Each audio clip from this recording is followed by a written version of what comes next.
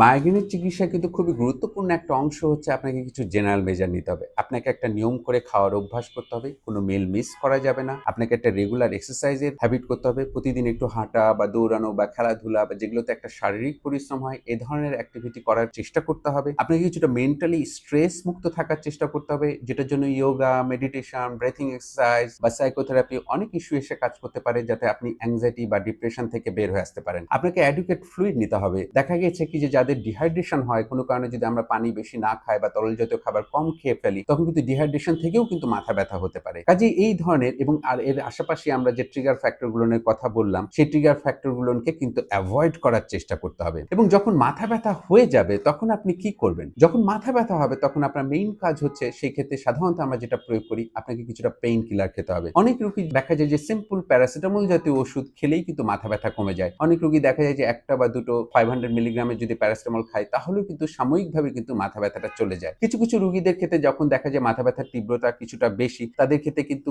অন্য ধরনের ব্যথানাশক ওষুধ যেমন আইবুপ্রোফেন বা ন্যাপ্রক্সেন, এই গ্রুপের ওষুধগুলো কিন্তু প্রয়োগ করতে হয়। এবং যাদের ব্যথা অনেক তীব্র থাকে, তাদের ক্ষেত্রে অনেক সময় ট্রিপ্টান গ্রুপের ওষুধও কিন্তু আমাদের প্রয়োগ করতে হয়। এটা হচ্ছে যখন ডিউরিং অ্যাটাক, যখন মাথা ব্যথা হয়েছে, তখন কিন্তু আমরা এটা চিকিৎসা হিসেবে গ্রহণ করতে পারি। কিন্তু কোনো ওষুধই আসলে তার পরামর্শ ছাড়া খাওয়া যাবে না। যদি খেতেই হয় তাহলে ইমিডিয়েটলি খেয়ে আবার পরবর্তীতে ডাক্তারের তত্ত্বাবধানে যে এটা চিকিৎসাটাকে নির্ধারণ করতে হবে। আর যাদের দেখা যায় যে খুব ঘন ঘন মাথা ব্যথা হচ্ছে, মাসে 2 বার বা 3 বার তীব্র ধরনের মাথা ব্যথা হচ্ছে, তাদের ক্ষেত্রে কিন্তু প্রতিরোধক ওষুধ গ্রহণ করতে হয়। এবং সেই প্রতিরোধক ওষুধগুলো সাধারণত 6 মাস থেকে 1 বছর পর্যন্ত আমরা রোগীদের দিই। কিছু কিছু রোগীদের আমরা অ্যামিট্রিপটালিন বা নরট্রিপটালিন বা কিছুটা অ্যান্টিডিপ্রেসেন্ট ড্রাগ প্রয়োগ করি। কিছু কিছু রোগীদের আমরা বেটা ব্লকার প্রয়োগ করি, যেমন পার্টিকুলারলি প্রোপানল বা মেটোপ্রোল, এই গ্রুপের ওষুধগুলো আমরা প্রয়োগ করি। কিছু কিছু রোগীদের আমরা অ্যান্টি কনভালসেন্ট ড্রাগ দিই, যেমন টপিরিভা বা কিছু কিছু ক্ষেত্রে ভ্যালপ্রয়েক অ্যাসিড, এই ধরনের আমাদের অ্যান্টি কনভালসেন্ট ড্রাগ দেওয়ার প্রয়োজন হয়। কিছু কিছু রোগীদের প্রতিরোধক হিসেবে ক্যালসিয়াম চ্যানেল ব্লকার, পার্টিকুলারলি ফ্লুনারাইজিন, এটাও কিন্তু আমরা প্রয়োগ করি। এই ওষুধগুলো কিন্তু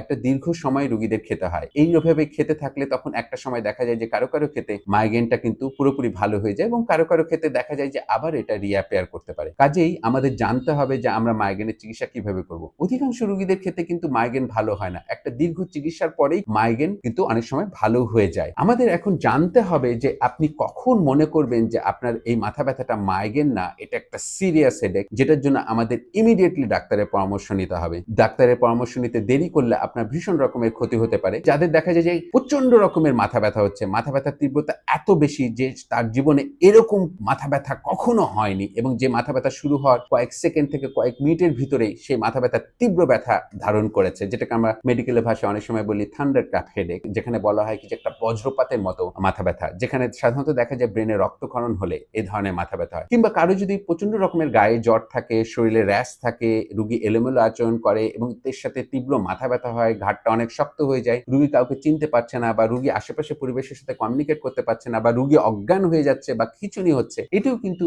মাইগ্রেনের মাথা ব্যথা না, সেটা ভিন্ন কারণে হতে পারে। অনেক সময় ব্রেনে ইনফেকশন, পার্টিকুলার মেনিনজাইটিস বা এনকেফালাইটিস, এই ধরনের রোগ থেকে কিন্তু হতে পারে। বা কোনো কারণে যদি মাথা ব্যথার পাশাপাশি কোনো সাইডে ফোকাল নিউরোলজিক্যাল ডেফিসিট থাকে, যেমন আপনার কোনো পাশে আপনি নাড়তে পারছেন না, ডান হাত বা ডান পাটা আপনি নাড়তে পারছেন না, বা বাম হাত বা বাম পাটা নাড়তে পারছেন না, বা মুখটা বাঁকা হয়ে যাচ্ছে, বা আপনার কথাটা জড়িয়ে আসছে, বা আপনি চোখে দেখতে পাচ্ছেন না, বা চোখে দেখতে অসুবিধা হচ্ছে, যদি এই ধরনের কোনো উপসর্গ থাকে, তাহলেও কিন্তু ধরে নিতে হবে যে এটা মাইগ্রেনের মাথা ব্যথা না, এটা ভিন্ন কোনো মাথা ব্যথা কারণে হতে পারে। অনেক সময় ব্রেনে ইনফেকশনের পাশাপাশি অনেক সময় ব্রেনে যদি স্ট্রোক করে বা ব্রেনে যদি কোনো টিউমার হয়, তখনও কিন্তু এই ধরনের মাথা ব্যথা হতে পারে। আবার কোনো কারণে যদি একটা হেড ইনজুরি হয়, আপনার মাথায় আঘাত পেয়েছেন, তারপরে প্রচন্ড রকমের মাথা ব্যথা হচ্ছে, এটাও কিন্তু মাথা ব্যথার একটা খারাপ কারণ হতে পারে। কাজে আমাদের খেয়াল রাখতে হবে এই ধরনের কোনো উপসর্গ আছে কিনা। যদি এই ধরনের কোনো উপসর্গ থাকে, তাহলে অবশ্যই আমাদের দ্রুত ডাক্তারের পরামর্শ নিতে হবে, এবং আমাদের যথেষ্ট পরিমাণে পরীক্ষা নিরীক্ষা করে কনফার্ম করে নিতে হবে যে এই মাথা ব্যথা খারাপ কোনো মাথা ব্যথা না, এটা মূলত মাইগ্রেনেরই মাথা ব্যথা। সুপ্রিয় দর্শক, আশা করি আপনাদের এই ভিডিওটা ভালো লেগেছে। সবাই ভালো থাকুন, সুস্থ থাকুন। আল্লাহ হাফেজ।